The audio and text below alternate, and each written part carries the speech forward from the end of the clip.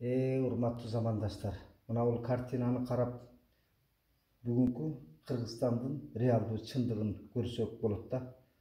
Шахматтык оюнда бул жердеги айрым нерселер эрежеге сыйбаган оюн болуп атат.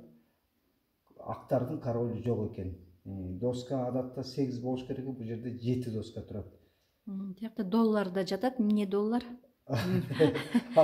Доллардын жанагы Акаев менен Бакиев сыртка акчанын күчү менен чыгып кетти деген ишарат да. Акчаң болсо, пулуң болсо кулуңмун дегендей, пулуң болсо запасной трамплин да. Оюндан чыгып алып кетип каласың деген кеп да. Себеби бияктан карабайсыңбы? Художниктин эң мыкты оючу. Доска биякта, оюндун чеги биякта болуш керек да. Бул аркы тиякта айдынга кетип калып атпайбы мына. Биякта, тиякта жүрөт да. Анан биздин чек арадан ошентип акчанын күчү менен чыгып кете берсең болот, качып кетсең болот. Канча уурлар четте жүрөт да азырчы. Аму астындагычы кызыл тазылып жүртө бүтпөй калганбы, кандай? Бүтпөй калган картинада. Муну бүтүп кое берсе болот да. Тозоктун оту деп коет эмеспи? Тозок деле ал көрүп келген киши жок да, кандай тозоктун оту экенинчи. Анан ал сүрөтчү ошону айткысы келсе керек да, себеби тозоктун отундай кылып кызыл чок кылып коюп турган. Тозоктун оту деген ал конкреттүү бир образ жок да. Тозоктун оту деп молдолордун диниме жомогу да айта берет. Адам баласын коркутканчы.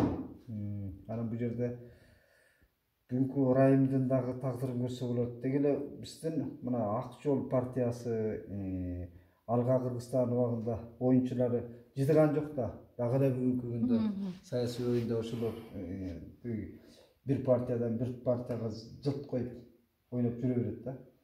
Андыктан Борекек, Айып Алакулов деген биздин замандын ар бир заман, маселен Чуйков, Гапаров, Сүймөнкул Чокморовдор убагында өзүнүн мезгилин картин сүрөтүн тартса, биздин бүгүнкү публистикалык тилдеги жазылган картина да.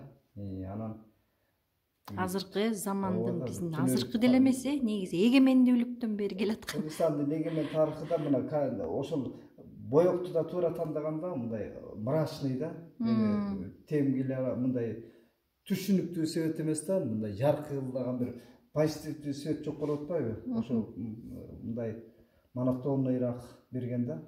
Ошол боек менен да иштегендегисин айтууга болот.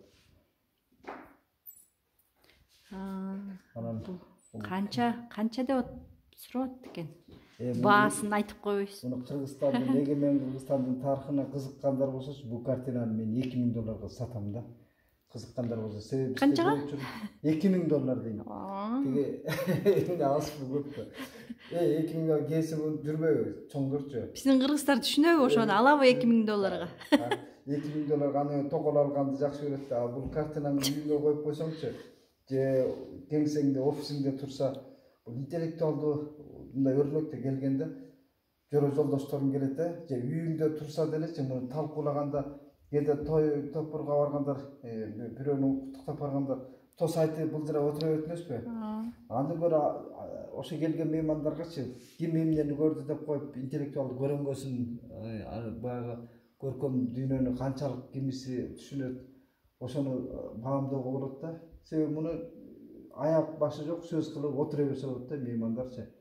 Жанагы кээси дубалдын бетине бир килем илип алчу эле илгери. Анан же болбосо китеп окубагандар деле өзүн билерман, билимдүү көргөзүп, мода катары коюп койгондо китеп окуя бар да. Мындай картиналарды коюп койсо, келген меймандар аяк башы жок сөз кылып, талдап отура берет. Анан биздин кээде чоңдордун, капчыктуулардын офистерине барсаң, банальный бир картиналарды коюп барышат да, жөн эле муну чампалап койгончу. Жылкылардын. Жылкылар, же дагы бирдекечи. Интеллектуальный картиналар турганы, эшигин көрүп төрүнөт дейт го. Муну көргөн тиги келген мейманын дагы ошо офистин канчалык деңгээлде саламаттуулугун көргөзөт. Бул картина маданият да чоңчу. Мына бизде ошо жанаң той топур, майда чүйдөнү сөз кылабыз да, анын көркөмдүүлүктү сөз кылган, ошо биздин элита чөйрөсүндө өрнөк болуш керек да. Мындай картиналар сатып алып, маселен капиталисттик өлкөлөрдө миллиондогон сомдорго сатылып атпайбы. Бул картина кийин балдарына неберелерine мурас болуп калат да. Жана Пол Гогенин картиналары, Сальвадордун картиналары миллион миллиардтарды чапчыганда эле бул картина бүгүн $2000 болгон менен үйүңдө турса мурасты небере чөбүрөлөрүң кийин миллионго сатып жиберет. Бул көчүрмөсү эмес, оригиналы. Андыктан мен бул картина менен кошо кулак кагышта кылам да. Кимде ким кызыкча байланышсын. Мен $2000 шык кетип, мен акчаны жакшы көрөм. Сатып ийем дагы $2000 адабиятка жумшай берсей. Эл агартууга. Ошол анан башка сүрөтчүлөргө да кулак кагыш кылам. Эгер мен муну $2000 сатып жиберсем, айыпка гонорар берем дагы, башка художниктердин дагы ошону сатып, онлайн түрүндө биз мындай бизнес кылышыбыз керек да, бул интеллектуалдуу товар. Анан художниктер кээде көрсөтмөлөрдү коёт, аженде деле потенциалдуу кардар жок болуп атат да сатып алганчы. Анан муну сатып алчу картарларды мен таап берип турам. Өзүм чөйрөмдөгү жора жолдошторго айтам, алгыла дейм. Ким картинаны көркөмдөйлөттү, үйүнө илип алгысы келсе, офисине илип алгысы келсе, мына биздин ушул картинабызды бисмилла деп биринчи сатабыз. Мына оюнчулардын аянтын көрдүңөрбү? Бизде Кыргызстандын сырттан ошол сырттуу күчтөр башкарып атканда дагы бул дагы картина. Дагы могу 7-ни карасаң 7-апрелдин эсиңе салат. 24-мартты эсиңе салат. Себеби ошо доллардын күчү менен чек арадан качып чыгып кеткен. Анан канча уурлар ар четте жүрөт. Баары ошо четтеги молеки шахмат доскада оюндарын жүргүзүп атат. Ошол сөз байыды ушу менен.